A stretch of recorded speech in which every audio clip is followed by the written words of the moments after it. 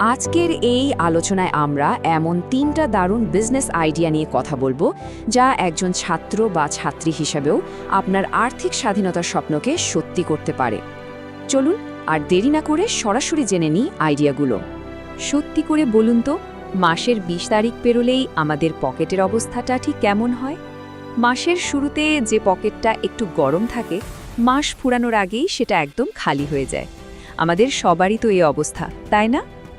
আর সবচেয়ে বেশি কষ্ট লাগে কখন জানেন? যখন কোনো দরকারি কিছুর জন্য বাবা মায়ের কাছে টাকা চাইতে হয়। বাবার সেই ক্লান্ত মুখের দিকে তাকিয়ে টাকা চাওয়ার সময় বুকের ভেতরটা কেমন যেন করে ওঠে। মনে হয়, আমি কি আসলেই এত অসহায়?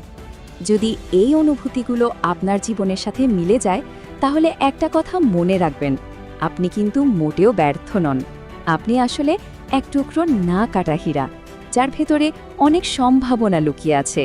শুধু দরকার সঠিক একটা পথের, যা সেই ভেতরের আগুনটাকে জ্বালিয়ে দেবে। আমাদের বাবা মায়েরা একটা সরল পথই জানতেন, আগে পড়াশোনা শেষ করো, তারপর একটা ভালো চাকরি। কিন্তু দেখুন, সময়টা তো বদলে গেছে। চলুন দেখি, শুধু একটা চাকরির আশায় বসে থাকাটা এখন আর কেন আগের মতো নিরাপদ নয়। সত্যি বলতে কি, এই ২০২৬ সালে এসে শুধু একটা ডিগ্রিকে ভরসা করা অনেকটা ফুটো একটা নৌকায় নদী পার হওয়ার চেষ্টা করার মতো। চারদিকে অর্থনৈতিক সংকট, আর্টিফিশিয়াল ইন্টেলিজেন্সের দাপট, চাকরি কখন থাকবে না তার কোনো নিশ্চয়তা নেই। তাই এখন স্মার্ট হওয়ার সংজ্ঞাটাও কিন্তু বদলে গেছে। আসল স্মার্টনেস এখন আর শুধু ভালো জিপিএর মধ্যে আটকে নেই, বরং ছাত্র অবস্থাতেই নিজের পায়ে দাঁড়ানো, মানে আর্থিক স্বাধীনতা অর্জন করাটাই হলো সত্যিকারের স্মার্টনেস। আর এর জন্য কোনো দোকান ভাড়া নেওয়ারও দরকার নেই, শুরুটা হতে পারে আপনার নিজের বেডরুম থেকেই।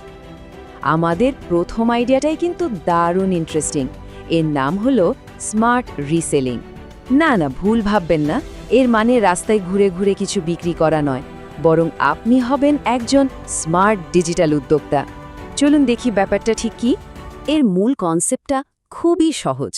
কম দামে কোনো ইউনিক বা ট্রেন্ডি জিনিস কেনা, সেটাকে সুন্দর করে গুছিয়ে প্রেজেন্ট করা, আর তারপর অনলাইনে একটু লাভ রেখে বিক্রি করে দেওয়া।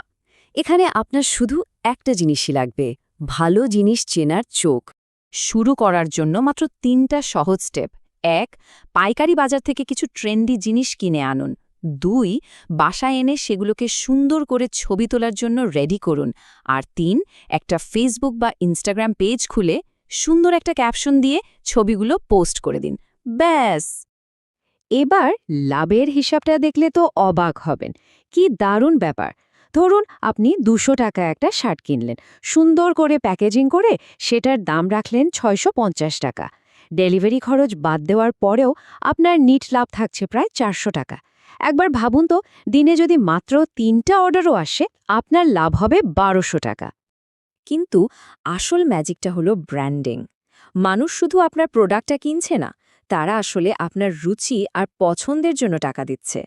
প্যাকেজের ভেতরে একটা ছোট্ট ধন্যবাদ নোট আপনার কাস্টমারকে যে কী পরিমাণ খুশি করতে পারে তা আপনি ভাবতেও পারবেন না। আচ্ছা, এবার চলুন আমাদের দ্বিতীয় আইডিয়াতে যাই। এটার নাম ডিজিটাল ঠিকাদারি বা ড্রপ সার্ভিসিং।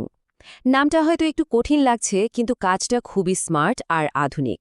নাম শুনে ঘাবড়ে যাওয়ার কিচ্ছু নেই। দেখুন, একজন বিল্ডিং কন্ট্রাক্টর কি নিজে ইট সিমেন্ট বয়ে নিয়ে যান না। তিনি কাজটা নেন, দক্ষ লোক দিয়ে কাজটা করান, প্রজেক্টটা ম্যানেজ করেন, আর লাভের অংশটা রেখে দেন। ডিজিটাল ঠিকাদারের কাজটাও একদম এক। আপনি ক্লায়েন্টের কাছ থেকে ডিজিটাল কাজ নেবেন, যেমন ধরুন ভিডিও এডিটিং, আর সেটা অন্য কোনো ফ্রিল্যান্সারকে দিয়ে করিয়ে নেবেন। প্রসেসটা খুব সহজ। আপনার কাজ হলো ক্লায়েন্ট খুঁজে বের করা, কাজটা নিয়ে একজন দক্ষ ফ্রিল্যান্সারকে দিয়ে দেওয়া, আর পুরো ব্যাপারটা ম্যানেজ করা। মানে এখানে আপনার টেকনিক্যাল জিনিয়াস হওয়ার কোনো দরকারই নেই, আপনার কমিউনিকেশন স্কিলটাই আসল। আর লাভের অঙ্কটা শুনলে তো আরও অবাক হবেন।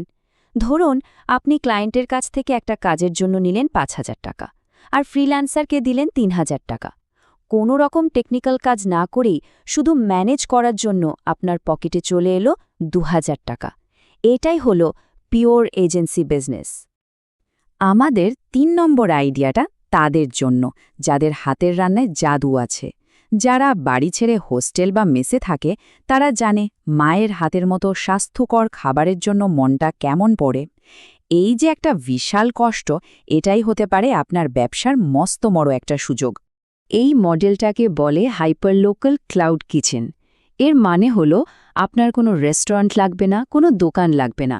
আপনি নিজের বাসার রান্নাঘর থেকেই রান্না করবেন আর আপনার এলাকার কাস্টমারদের কাছে, যেমন ধরুন আপনার ইউনিভার্সিটির ফেসবুক গ্রুপে পোস্ট দিয়ে খাবার ডেলিভারি দেবেন।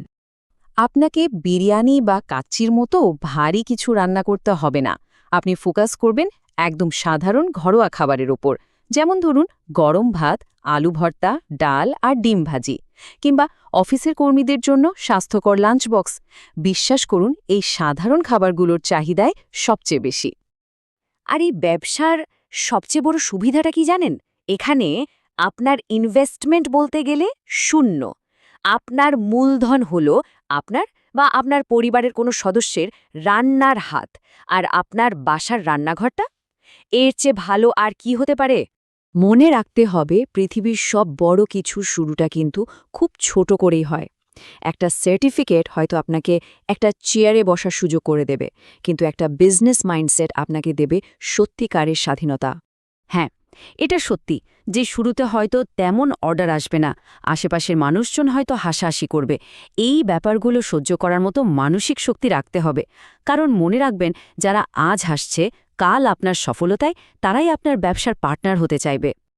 একবার ইতিহাসটা দেখুন, বিল গেটস বা মার্ক জাকারবার্গের মতো মানুষদের শুরুটাও কিন্তু খুব সাধারণ একটা গ্যারেজ থেকে হয়েছিল। কে জানে পরবর্তী বড় কোনো স্টার্টআপ হয়তো আপনার ওই ছোট্ট বেডরুমটা থেকেই জন্ম নেবে। তাহলে এই যে তিনটা দারুণ আইডিয়া নিয়ে কথা হলো, এর মধ্যে কোনটা আপনার মনকে সবচেয়ে বেশি নাড়া দিচ্ছে? কোন আইডিয়াটা নিয়ে আপনি আজ থেকেই কাজ শুরু করার কথা ভাবছেন? আপনার যাত্রাটা শুরু হোক একদম আজ থেকেই। আরও এই রকম ভিডিও দেখার জন্য সাবস্ক্রাইব করো।